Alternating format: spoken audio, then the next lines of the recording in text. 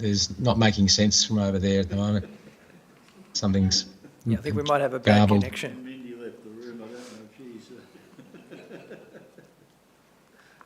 Well, come on, I want to go home. Yes, Trevor, these things have to happen on time. So please be patient. I ask for your patience.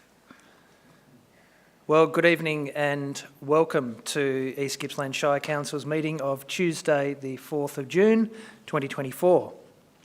East Gippsland Shire live streams, records and publishes its meetings via webcasting. These recordings are available for viewing by the public by following the link on Council's website. During the meeting, any member of the public who are addressing the Council will have their image and comments recorded. No other person has the right to record Council meetings unless approval has been granted by the Chair. In line with the Local Government Act 2020, councillors are able to attend meetings electronically or in person, and the meetings will be open to the public via live streaming. If technical difficulties are experienced with the live streaming during the meeting, we will adjourn until the issue is resolved. If the technical issues cannot be resolved, the meeting may be postponed to a later time or date. East Gippsland Shire acknowledges the Gunai, Kurnai, Monero and Bidwell people as the traditional owners of this land that encompass the East Gippsland Shire and their enduring relationship with country. The traditional owners have cared for and nurtured East Gippsland for tens of thousands of years. Council value their living culture and practices and respect their right to self-determination. Council pays respects to all Aboriginal and Torres Strait Islander people living in East Gippsland, their elders, past, present and future. A member's attendance can only be recorded as present at a council meeting when the member can confirm that they meet the following criteria. Firstly, that they can hear proceedings and be heard by other members in attendance. And secondly, that they can see other members in attendance and be seen by other members. I'll now confirm with each councillor attending online in turn that they can see, hear and be heard by each other, and also to note assurance from each that the location they are participating from is secure to ensure confidential deliberations remain confidential.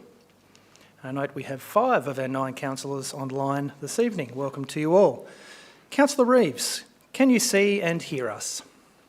Yes, Mayor. And is the location you are participating from this evening secure? Yes, Mayor, it is. Thank you, Councillor Reeves. Councillor Greeson, can you see and hear us? Yes, Mayor. And is the location you are participating from secure? Yes, it is. Thank you. Thank you. Councillor Buckley, can you see and hear us? Yes, I can, Mayor. Excellent. And can you assure us the location you're participating from this evening is secure? Indeed it is. Thank you very much. Councillor Uri, can you see and hear us? Yes, I can, Mayor. And is your location secure? Yes, it is. Very good. Councillor White, can you see and hear us?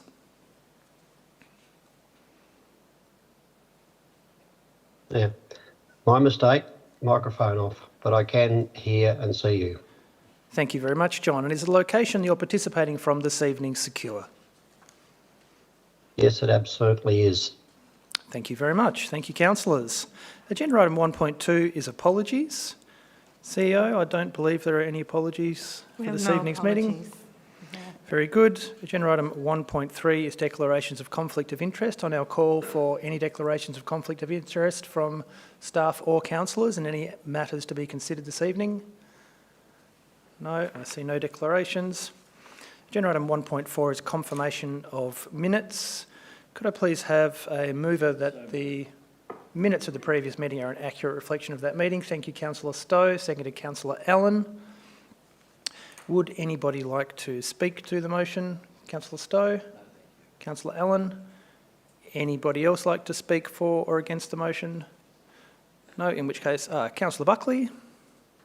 Yes, just a point of clarification. Mayor, was Councillor Stowe at the last meeting? Thanks, Councillor. My question too. That is a very good question, and I believe the answer to that is probably a no, as I believe Councillor Stowe was on leave. Need to be? Yes. I believe you would need to be present at the meeting to verify the minutes are an accurate reflection of the meeting, so I might just call for another mover. Thank you, Councillor Buckley and Reeves, for pointing that matter out. Councillor Buckley, happy to move? Happy to move. Councillor Alan, were you present at the last meeting? Yes, you were. Fantastic. Okay, would anybody like to speak to the motion? Councillor Buckley or otherwise? No. Would anybody else like to speak to or for or against the motion? No. In which case I'll put that motion to the vote. All those in favour? And that is carried. Now, I believe, Councillor Stowe, by some quirk of the governance rules, you are actually allowed to vote. But If I wasn't there, I happy to probably be shouldn't corrected vote. on that matter, and it's of no consequence to the outcome. So,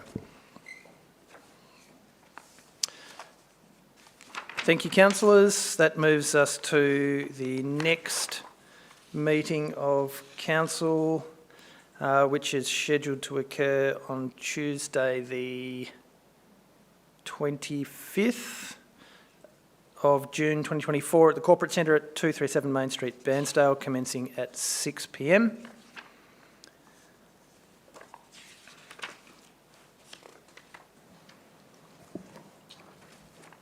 Agenda item 1.6 is requests for leave of absence. Ms Weigel, are there any requests for leaves of absence? No requests received, Mayor. Thank you. Agenda item 1.7 is open forum. The first item there is petitions at 1.7.1. Ms Weigel, are there any petitions this evening? No, Mayor, no petitions this evening.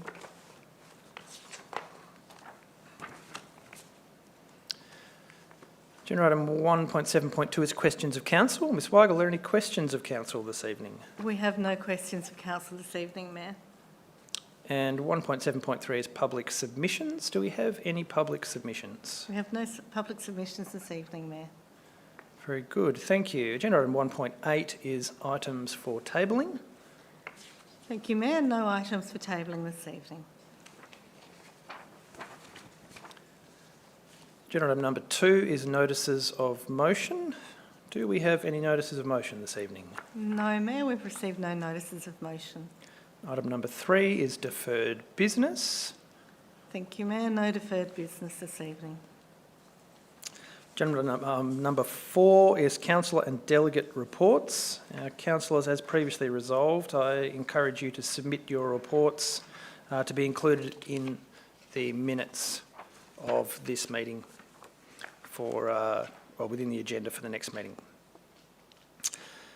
Agenda item number 5 is officer reports, and we'll start there with agenda item 5.1.1, which is the Council Climate Change Advisory Body within the Directorate of Assets and Environment. Thank you, Mayor.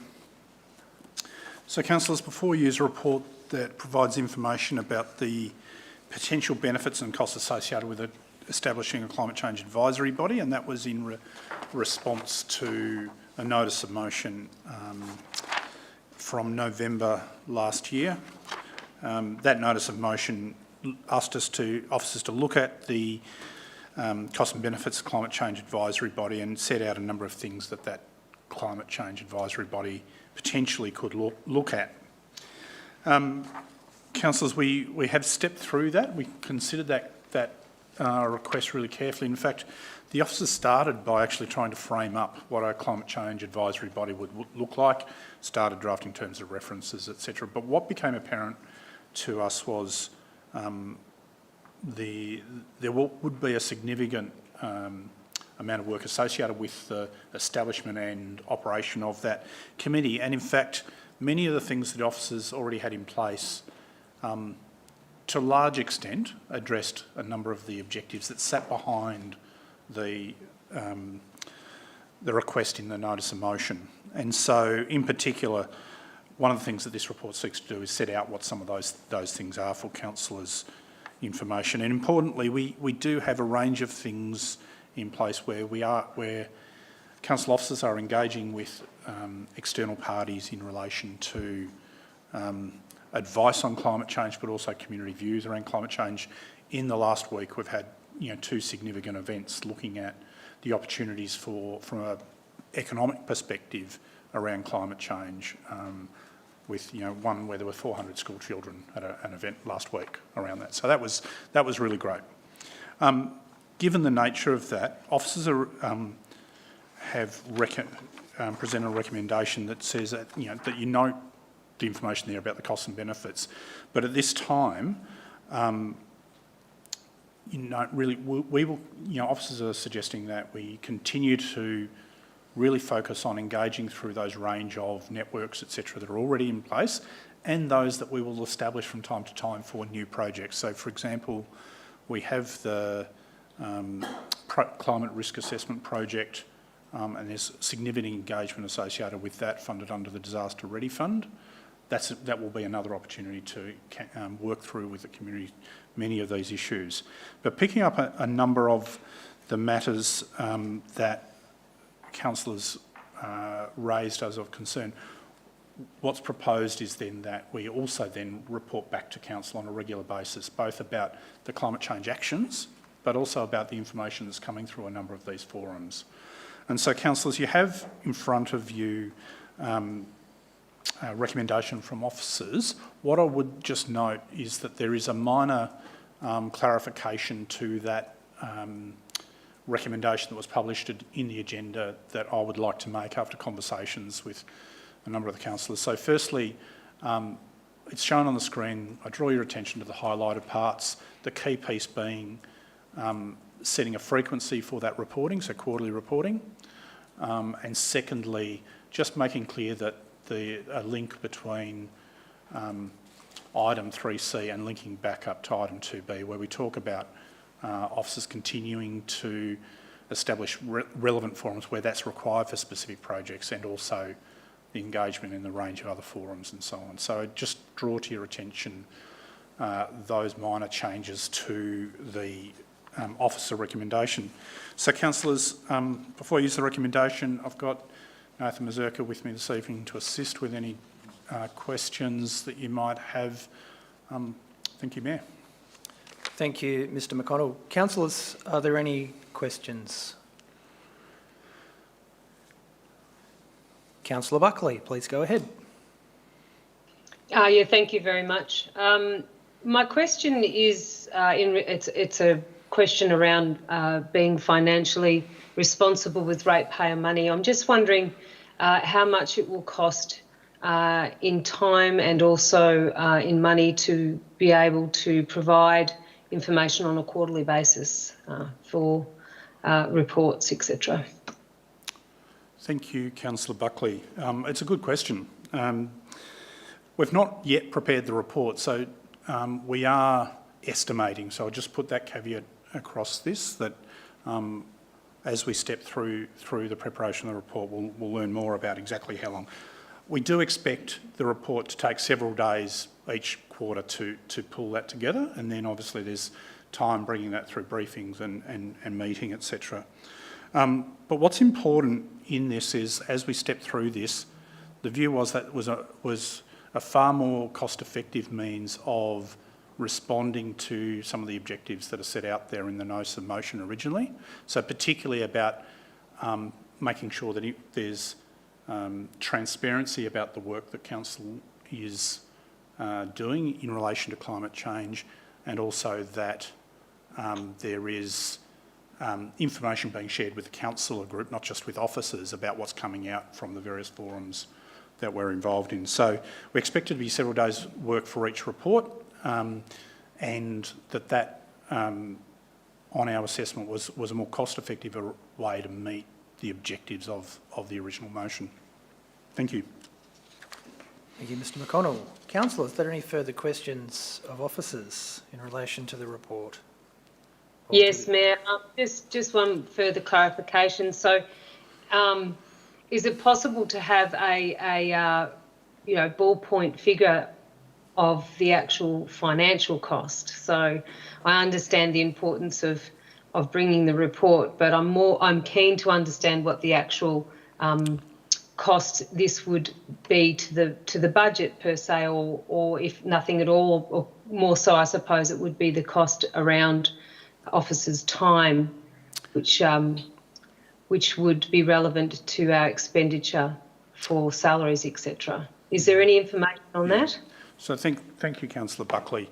So firstly, in practice what will happen is it won't increase the budget. It will be, in essence, time that would be otherwise spent working on other climate change matters would be directed to reporting on this. The value of that time is probably in the range somewhere between $2,000 and $4,000 per report, but importantly, it wouldn't be increasing council's budget expenditure in relation to, as a result of this report. Thank you for allowing me to drill down on that. Thank you, Stuart. Thank you, Councillor Buckley. Mr McConnell. Councillors, are there any further questions of officers? I see none. We do have Councillor Greason. Thank you, Mayor. Thank you, Stuart, for adding in that bit of wording in point 3. I think it's really important because, and I think it's really important that it's very clear that there are reports, regular reports to council meetings, because it means all of that information is then transparent to the whole community. And obviously what officers are doing in council, you know, they're doing a lot of work in this area, and it's really important, really good to see. My question is that a lot of the current focus on climate change adaptation and mitigation is primarily on preparing for disasters caused by extreme weather events. This question relates to the more insidious impacts of climate change with heat events and with increasing risks of zoonoses and vector-borne diseases coming further south in Australia and impacting us. And so I'm just wondering, can you provide us with some information, Stuart, about what council officers what work they're doing in this area? Thank you, Councillor Grecian. I think, as you've outlined, the impacts of climate change are going to be far-reaching, and I think they'll end up touching on almost every part of council's business, and also the environment and the place in which we live and work. So, there will be changes to the environment. There will be changes in terms of the vector-borne diseases that you mentioned, Councillor Grecian, but also more generally around, functioning of Gippsland lakes, how our agricultural sector operates, many different things. The climate change risk assessment work in the first instance will focus on impacts to council's infrastructure, not just from disaster events, but also more generally. But some of the engagement that we want to place around that project is more broadly about what the impacts of climate change are for our communities at large, and making sure that we start that two-way discussion that can lead to appropriate action from community. Thank you. Thank you, Mr McConnell and Councillor Greason for the question. Councillor Uri, go ahead, please. Thank you, Mayor. Mr McConnell, I just wondered if you could elaborate a little bit, please, on the communication strategy that's proposed and how that might develop the relationship between council and community in terms of acting on climate change. Thanks, Councillor Uri. The first thing I would say is that we're already engaging with a whole lot of different groups around climate change, and I think that's important as a starting point. As I mentioned, in the last week we've had 2 significant forums in an economic context, but we also engage with a range of different groups across East Gippsland in terms of implementation of renewable technologies, and also planning to and responding to events. So first thing is to say we've already got a fair bit of quite a lot of engagement happening.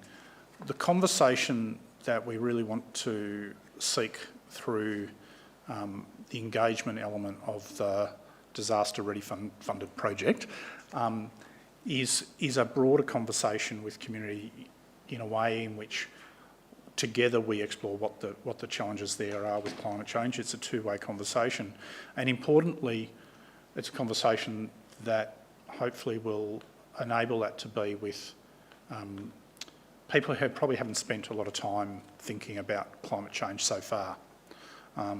And that, in fact, I think is our broader challenge, is to broaden the engagement. We can hold a forum tomorrow and lots of people will turn up, but they're people who have already very well attuned to the issues and challenges associated with climate change, and I think our challenge is to communicate more broadly than that. The work is only just starting in terms of the design of that engagement program, and so we've had a first internal discussion across the management team on that, and as that further develops, we can keep councillors briefed. Terrific. Thank you, Mr McConnell. Thank you, Councillor Uri. Councillor, is there any further questions of officers? Councillor Van Diggle. Thanks, Stuart. I'm not exactly sure how to word it, but we've obviously agreed that in a few years' time there's going to be, I can't remember if it's called a transparency hub or whatever we named it. Is this like all the stuff that we're doing, is that going to feed into that? Because then for me, this would seem like a short-term thing that we do until that's actually implemented. Because if you're going to share all that stuff with the community through that platform. Yeah, thanks, Councillor Van Diggle. I think that's right. A number of the reporting on actions and progress around those things is things that will come up in the Transparency Hub. But I'd also draw your attention to a change we've made recently on Council's website, where reports of this kind that are brought to the council meeting are available to the community already in the council agenda, but that's a pretty, it's a document you need to navigate, so it's not that easy to find different things, and what we're doing is pulling those reports out and having them as standalone in a section of the council website, and I'd imagine we would do the same with this report to council meetings about those matters up there around climate change, so that people can just go to that report. They don't have to search through the whole agenda, etc. So that's something that's in place immediately, and then over time, as the Transparency Hub's developed, we'll understand how those two things interact, or whether the Transparency Hub sort of overtakes it and it's not necessary anymore. Please do. My first thought is to make an amendment to the recommendation to say that we would do it until that's, because I think $2,000 to $4,000 in opportunity cost every 3 months is quite significant.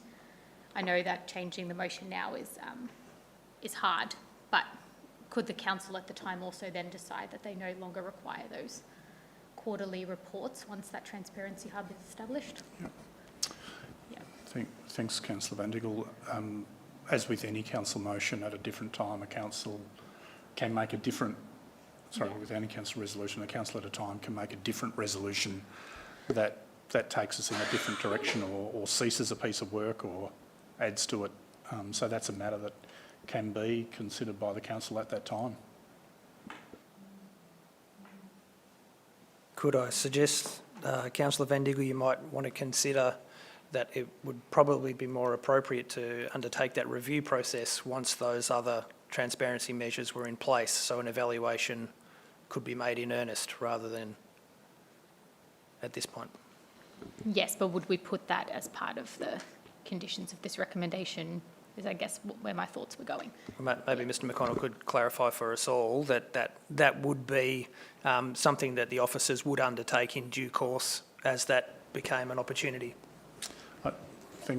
Thanks, Mayor. I think at any point in time, we will, we have that opportunity to review effectiveness. I'd imagine we'll undertake this for a period of time, check in with it if it's meeting councillors' expectations or requirements, and respond accordingly. Thank you. If I can jump in, Councillor Van Diggle, it's a really good question. I think there's two separate things here. One, we've got an increase in transparency through the report hub that's currently live on the website, which is a really great development in the journey for increased transparency. So the quarterly report, as it stands now on the table, would appear in that as part of the search mechanism. As to the data dashboards or the transparency hub piece, that is absolutely a future state that we're working towards. So step change now, future state. We haven't designed it yet, but yes, information can come from lots of different sources. My view would be holding us to it in this particular motion, however, or this particular recommendation, however, when we haven't designed that yet, we might be a little bit early. In that, I think we're getting the outcome from a transparency perspective in the step change sense from the current reporting hub that's on the website, with the view that once the digital services program, the infrastructure capital program that's already in the future budgets is implemented, we would be able to draw these things in as well.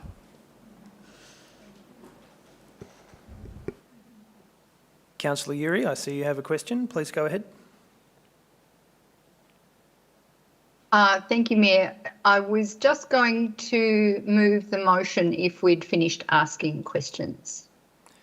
You're asking for the motion to be put? I would like to put the motion, yes, if we've finished asking questions, yes, thank you. Okay. So I would like to put the recommended motion, please. Okay, very good. Do we have a seconder? Councillor Greason, thank you. Councillor Uri, would you like to speak to the motion? Yes, I would. Thank you, Mayor. So firstly, I'd like to thank the staff for their consideration of this matter and the comprehensive report they've provided. And I'd also like to thank Councillor Greason for raising the issue of the reporting and for adding that to the motion as well. I think it makes the motion much stronger.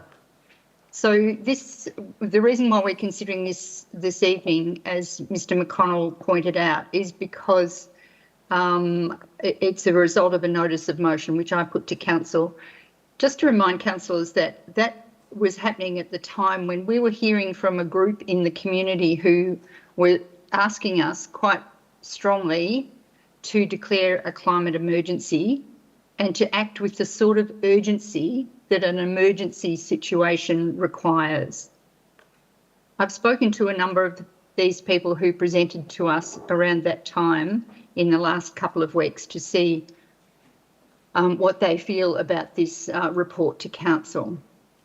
I'm generally pleased, I have to say, with the amount of work that council has done. In fact, I'm very pleased with the amount of work that council has done in the last short while, including looking more closely into the opportunities that the sort of things like renewable energy will afford to members of our community. However, I don't think it's enough for council to do these things if the community doesn't know what's been done and why. So that's why the transparency and the communication piece is so critical to this report and to this motion, I believe. This topic of climate change and how council understands its role, both internally and externally, so internally amongst the councillors and amongst the staff and externally with community, is not easily defined or confined or described. The way council responds to it and prepares for it and learns about it and continues to do this because the science around and the understanding around climate change is changing. So all of that is critical to consider what council's role is and how it behaves with community. But I think critical is the relationship between council and the community. And there are two aspects to that which I believe are essential. The first one for community to consider particularly is, does this report give you comfort that council has been and continues to act with the appropriate urgency that you have asked for? The second is that council, by actions outlined in this report, are bringing the community along in a two-way learning process. For example, through the communication strategy, through forums and provision of information. Is it genuine and is it two-way? I think these are all things that can be considered and weighed by the community itself. So there's sort of a caveat to my wholehearted support of this motion. And I want to address my comments here mainly to the community members. I think the proof will be in the pudding, so to speak. This report proposes some really good actions and indeed they've already started to be rolled out. So I think you are the ones to gain a sense of whether they are effective or not.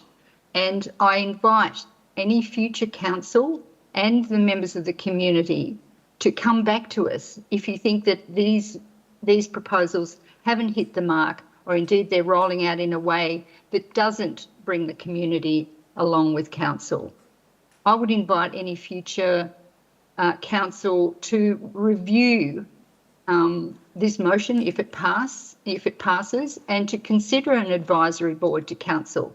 In my mind, 0.2 FTE or $35,000 is a small amount to pay for an issue as big as this, which will and does affect all of us. So to the community, we are your council. Please let us know if this doesn't do what is required of it, if it doesn't come up to the mark. Thank you, Mayor. Thank you, Councillor Uri. Councillor Greason, would you like to speak to the motion? Thank you, Mayor. And thank you, Councillor Uri. I do very much appreciate what you said then. And I'll just add very briefly that climate change is obviously an extremely complex process and will impact on all aspects of people's lives.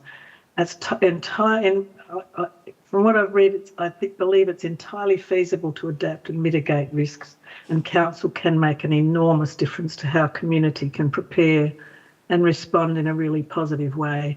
And I'm really pleased to see just how strongly council is stepping up in this area and engaging with all of the other organisations that are working hard in this area. So thank you. Thank you, Councillor Greason. Councillors, would anybody else like to speak for or against the motion? Councillor Buckley, please go ahead.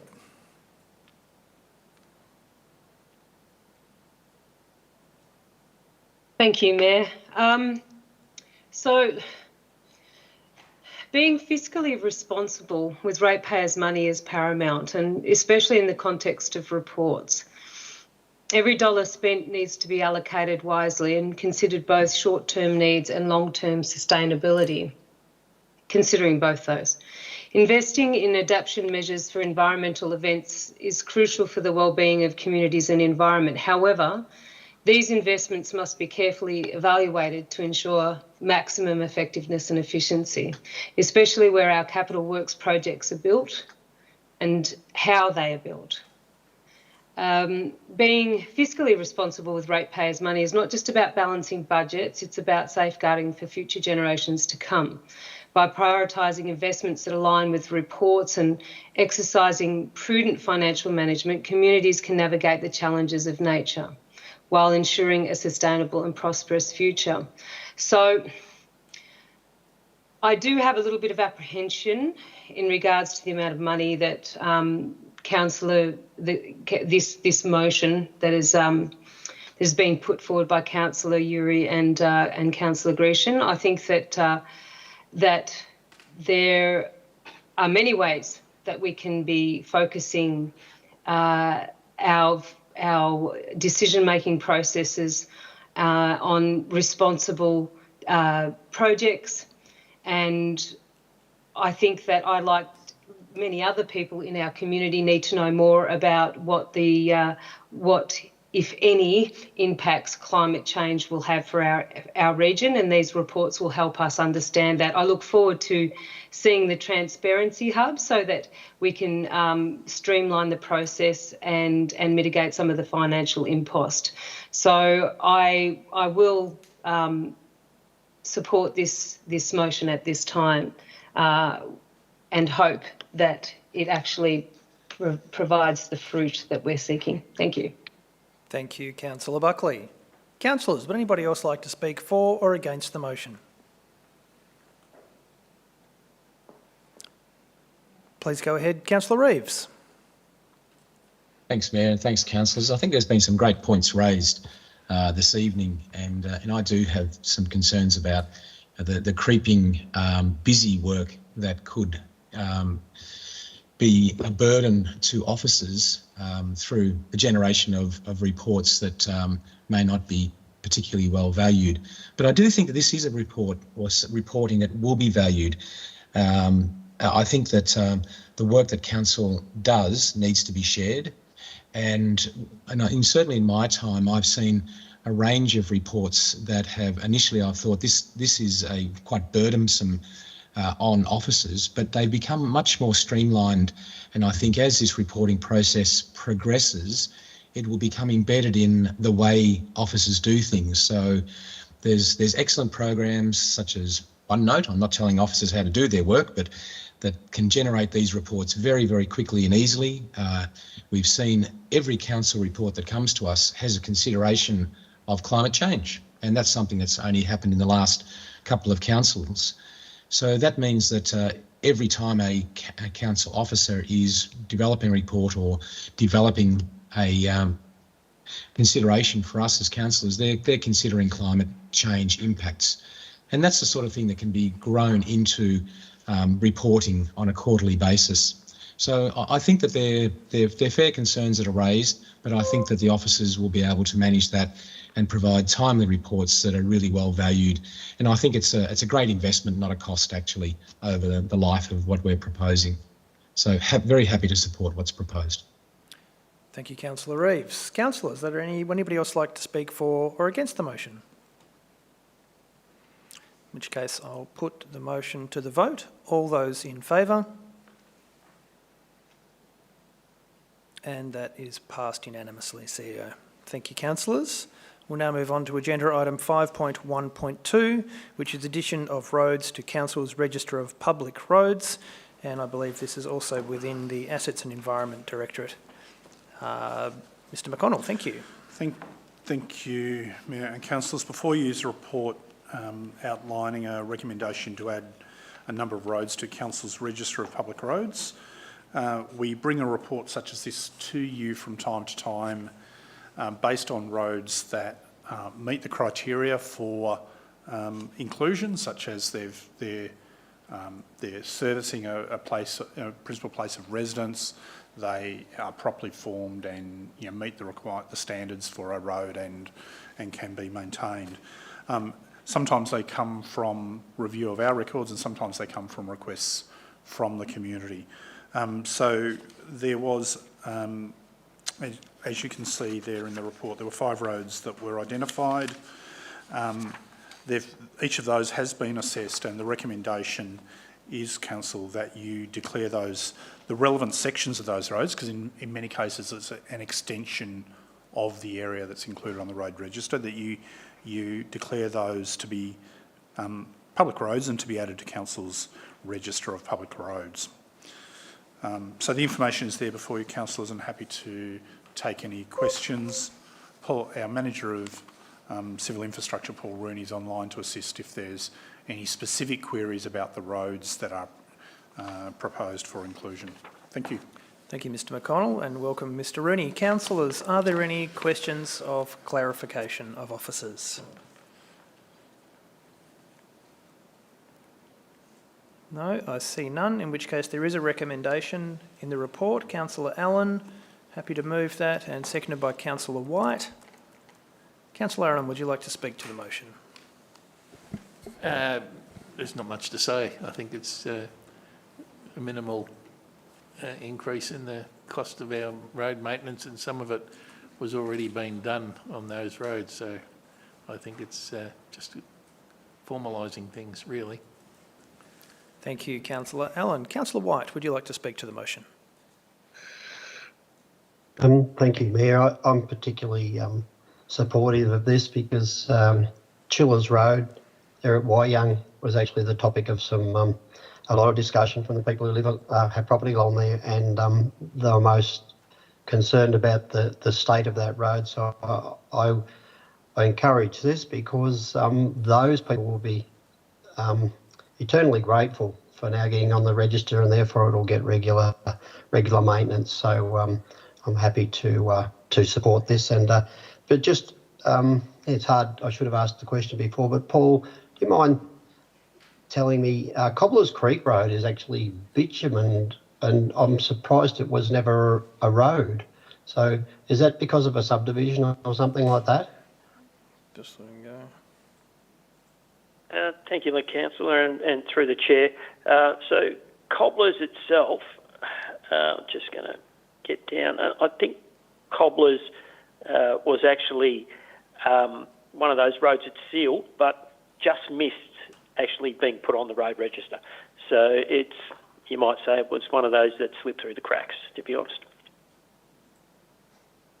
Thank you, and sorry for asking that question during moving the motion. So anyway, thanks again, Paul.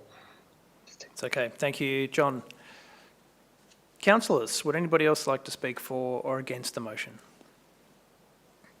In which case, I will put the motion to the vote. All those in favour?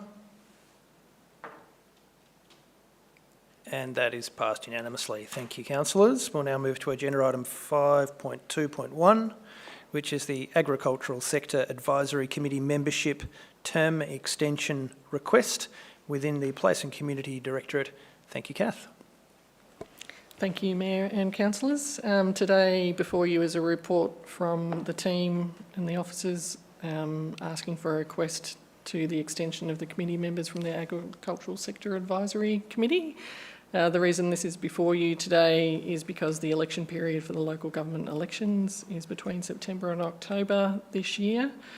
And with the new councillor group likely to be sworn in November and the first ordinary council meeting to be in December, this will affect the ability to seek new membership for this committee. So the officers are seeking an extension from December 2024 through to June 2025. The role of the committee is to provide advice and recommendations to council and officers on matters of significance that are impacting or likely to impact our agricultural sector, so plays a very important role. Of the there were 9 original members and 2 extra added later in 2021. Since then, 1 member has retired and 2 have decided not to continue their membership. So of those 11 members, the 8 remaining now we're asking for an extension.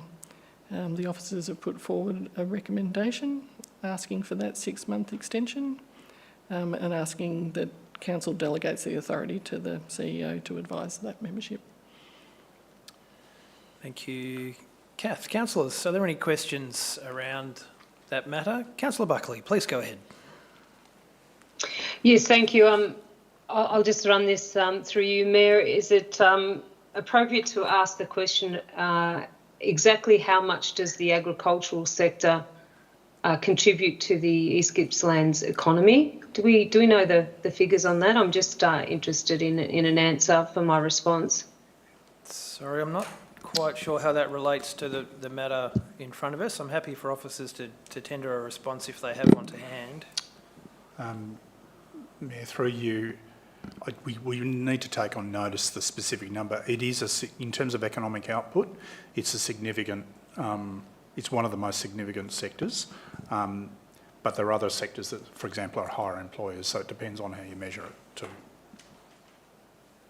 Okay, thank you. Any other questions, councillors, on the report specifically?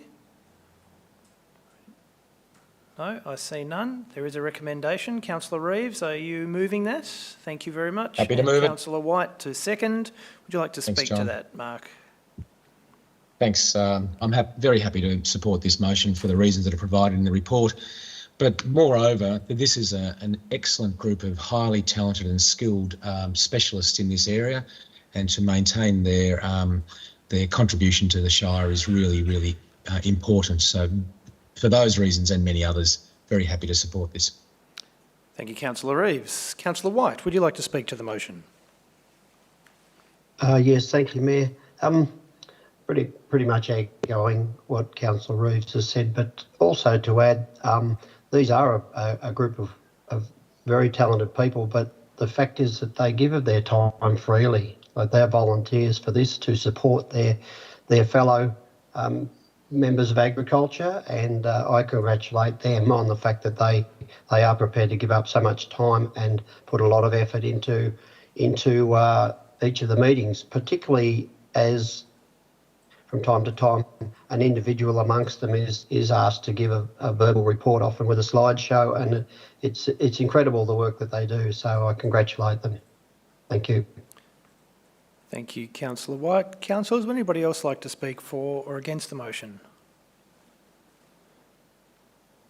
Councillor Buckley, please go ahead.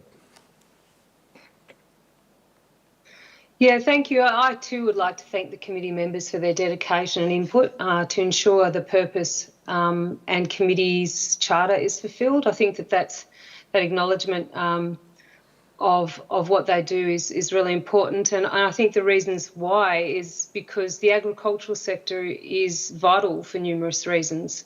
Firstly, agriculture is the cornerstone of our food security and providing, sustenance for our region and also for Australia and worldwide.